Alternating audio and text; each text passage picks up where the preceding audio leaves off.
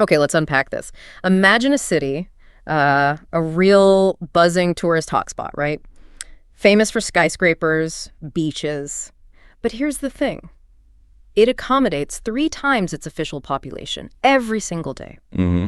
You'd think, logically, a place like that would be drowning in resource challenges, especially water. You absolutely would. It seems like a recipe for constant crisis. But what if I told you the city isn't just coping, it's actually a world leader in water management, Yeah. boasting some of the highest efficiency rates in Spain, constantly innovating? It's a fascinating paradox, isn't it? We are talking about Benidorm in Spain. Yeah. For decades, it's really been challenging, the conventional wisdom about what smart and sustainable mean for a place like that, especially a high-density city, and particularly with its water cycle. Right. So our deep dive today, it isn't just about throwing out impressive numbers, although the numbers are impressive. Definitely. It's about understanding the intricate systems, the collaboration, and frankly, the forward thinking that lets a city like this thrive while protecting its most vital resource. Exactly. So that's our mission today, to explore Benidorm's really unique journey in water management. We'll look at the general context, this vertical city idea, then drill down into specific indicators, future plans, and we have to tackle that point about the population, the official versus the actual number of people it serves daily. Yeah, that's crucial, how that difference shapes their whole approach. Okay, so before we dive deep into the water itself, let's just set the scene a bit. Benidorm. It's not just any city.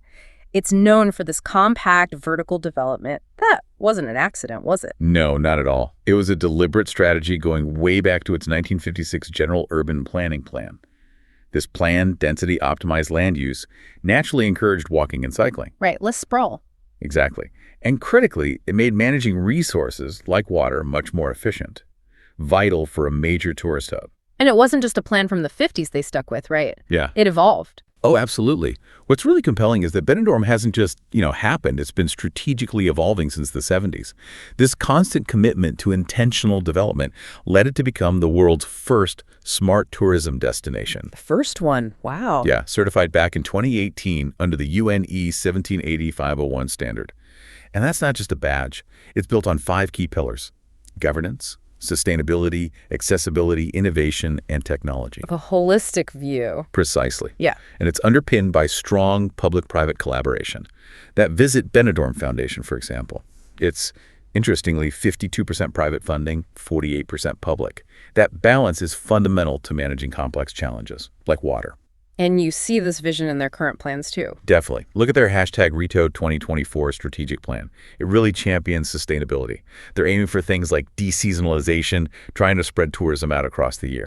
To reduce that peak pressure on resources. Makes sense. Exactly. And a big commitment to cutting its carbon footprint. It just highlights how everything's connected, Right. Resource management becomes a citywide thing. Okay. That brings us neatly to the huge elephant in the room, or maybe the huge number of people in the city. The demographic challenge. This is where it gets really interesting for you, our listener. Official registered population in 2024, about 74,500 people, give or take. The residents. But because of all the tourists, a study in 2023 found the city actually handles an average of 252,000 people per day. Yeah, more than triple. That is a massive difference. So how does this actual carrying capacity, as they call it, factor into water management? What challenges does that create? Well, it immediately throws up a huge question, doesn't it?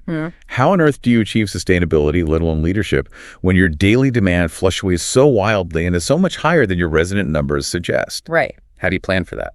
Benidorm tackles it head on. They base their planning, their resource management, on optimized data reflecting the actual pressure, not just the census data. Okay, they look at the real numbers. And the results? They're frankly incredible. Over the last 25 years, think about this.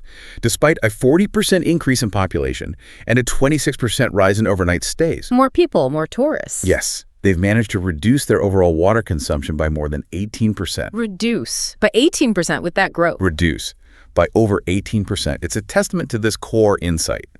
Proactive, long-term strategic planning is paramount, especially when facing rapid fluctuating growth.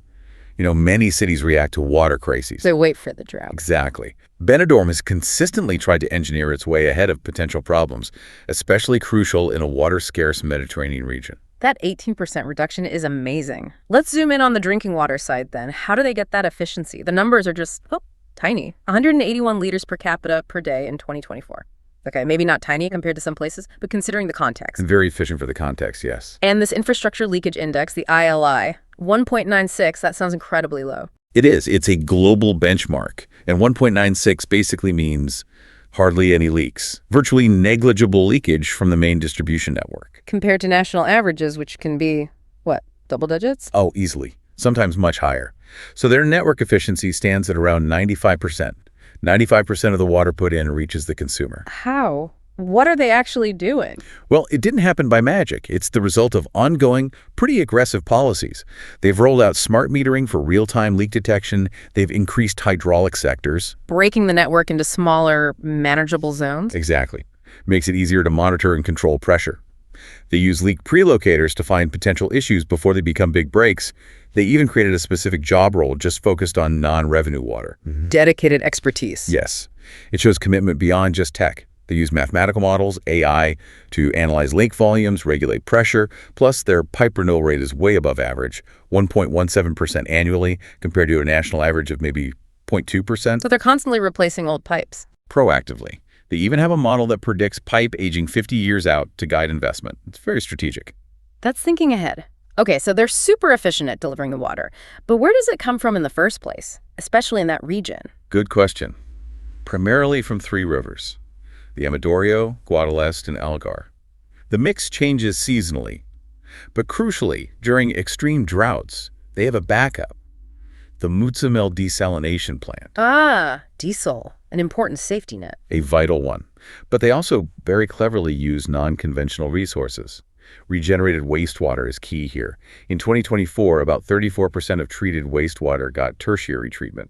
That's a high level of purification. Making it usable for other things. Exactly. For agriculture, for urban uses like park irrigation. Yeah. It creates this circular flow. So it's not just about efficient pipes, it's about valuing the water itself. How do they get citizens and tourists on board with that? Promoting tap water, ensuring access. They put a lot of effort into engagement. For vulnerable groups, there are grants, up to €200 for water costs, and a program called 12 Drops, offering a flat rate for essential supply. Helping with affordability. Yes. And to promote tap water use, they're installing 10 chilled public drinking fountains. Refill your bottle, less plastic waste. Simple but effective. And campaigns, too. Tap water is safe. An educational program in schools called Aquology. Social media pushes like #tapwater.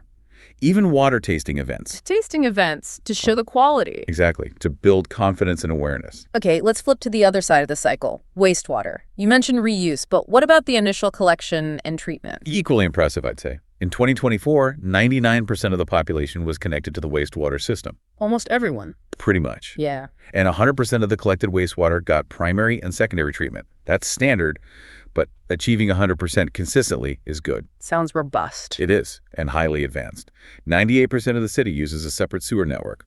One pipe for wastewater, one for rainwater. Why is that important? It's key to prevent overflows during heavy rain, and it stops rainwater overwhelming the treatment plants or getting contaminated unnecessarily. And the sludge, the leftover solid material from treatment, never dumped at sea. What happens to it? It's recycled, used in agriculture, or thermally dried, or composted. Another closed loop. They seem obsessed with closing loops. In a good way. And they're tackling energy use, too. They've achieved 45% energy self-sufficiency in wastewater management. Wow. Through things like cogeneration engines, using the biogas from treatment to make heat and power, plus solar panels, transitioning vehicles to electric. It all cuts emissions and costs. And that reclaimed water you mentioned earlier, that 34% getting tertiary treatment, how much are we talking daily? On average, about 35,000 cubic meters daily. That's a lot of water being reused. It's a significant volume, used for farming, irrigating parks and gardens, even cleaning streets and sewers. Does the Mediterranean climate, those intense downpours go to Fria, cause problems, overflows? They definitely pose a challenge. But Benidorm's been proactive. Those separate sewer systems help massively.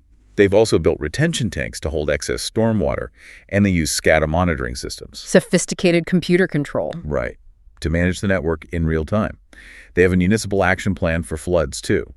Now, extreme events can still cause maybe 3 or 4 overflows a year. You can't engineer for everything. But the systems are designed to minimize the impact significantly. Okay, so they're managing the present incredibly well. But they're not stopping there, are they? Yeah. What about the future? 2030, 2050? No, definitely not resting on their laurels. Yeah. And the natural question is, how do you aim higher when your standards are already so high? Right. What's next? Their objectives are ambitious: strengthen resilience even further, tackle climate change impacts directly, increase digitalization across the whole water cycle, and boost the energy self-sufficiency of treatment plants even more. Big goals. Any specific investments planned? Oh yes, they're investing 14 million euros just to improve treatment lines and wastewater pumping. And critically, significantly increasing their capacity to produce more reclaimed water. That sounds like a major undertaking. Can you give us some concrete examples? What projects are on the drawing board? Sure. For drinking water, they want new tech to maintain or even improve that 95% efficiency. Better understanding of usage patterns through analytics, more transparency. A really big one is their Reclaimed Water Master Plan. Tell me more. It includes creating a green belt around the city using reclaimed water and building a whole new distribution network for it, municipal and private use. There's a 400,000 Talmud budget just for expanding that infrastructure. They're also looking again at desalination, studying groundwater options, diversifying supply. And green infrastructure. Yeah, things like the Myrtle and Els Tolls ponds, creating a green-blue ring to store water. Renaturalizing school playgrounds, thinking systemically. And this requires serious money beyond those specific projects. Absolutely. It's a multi-pronged investment strategy. They've applied for Purity funding. That's a major Spanish strategic investment program. They put in for over 1.3 million across 21 actions just for enhancing the urban water cycle. Wow. Specific drinking water projects, leak studies, hydraulic modeling, more digitization, that's another Tyrolean, plus for wastewater, long-term plans for comprehensive management, more network digitalization. Over 5 years, they've budgeted over 14 million for wastewater improvements alone. Renovating pumping stations, upgrading treatment, a new control center. Exactly. It's this blend. Strategic planning, tech investment, constant monitoring, using tools like water footprint analysis. They're really building a complete circular water economy for the future. It's clear the strategy isn't just pipes and pumps, though. You mentioned engagement earlier. How deeply is the community involved? Citizens, tourists? That seems absolutely central to their success. They consistently prioritize awareness. They have the Dynapsis Innovation Center, which runs regular awareness sessions about the whole water cycle. For everyone. Making it accessible. Yes. And practical campaigns. Things like make wipes stop being news, urging people not to flush them. Oh, the fat bird problem. Exactly. And water matters. Seriously, giving practical tips on saving water, simple things that add up. They organize visits to treatment plants, to Dynapsis. They do annual campaigns testing and promoting tap water quality.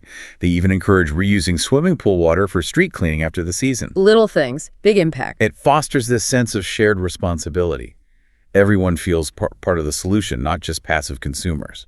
So, wrapping this up, what does this all mean for you listening? Benidorm really stands out, doesn't it? A powerful, living example of how a high-density tourist city facing huge population swings can achieve world-leading water management. It really does. From AI leak detection, proactive pipe renewal, embracing reclaimed water, engaging everyone, it shows growth and environmental responsibility can go hand in hand. Indeed. Their integrated approach, that public-private collaboration, the proactive, sustained investment, it makes them a benchmark. It really highlights that with strategy, technology, and crucially community involvement, cities can optimize critical resources. They haven't just reacted to challenges, they've systematically engineered solutions built for the long term. This deep dive into Benidorm's water story, it really shows the power of smart planning and that relentless commitment. It makes you think, doesn't it? Given Benidorm's success balancing tourism, growth, water, all in that compact model, what invisible infrastructure challenges might your own city be facing, and what lessons could it learn from Benidorm's proactive, circular, community-driven approach?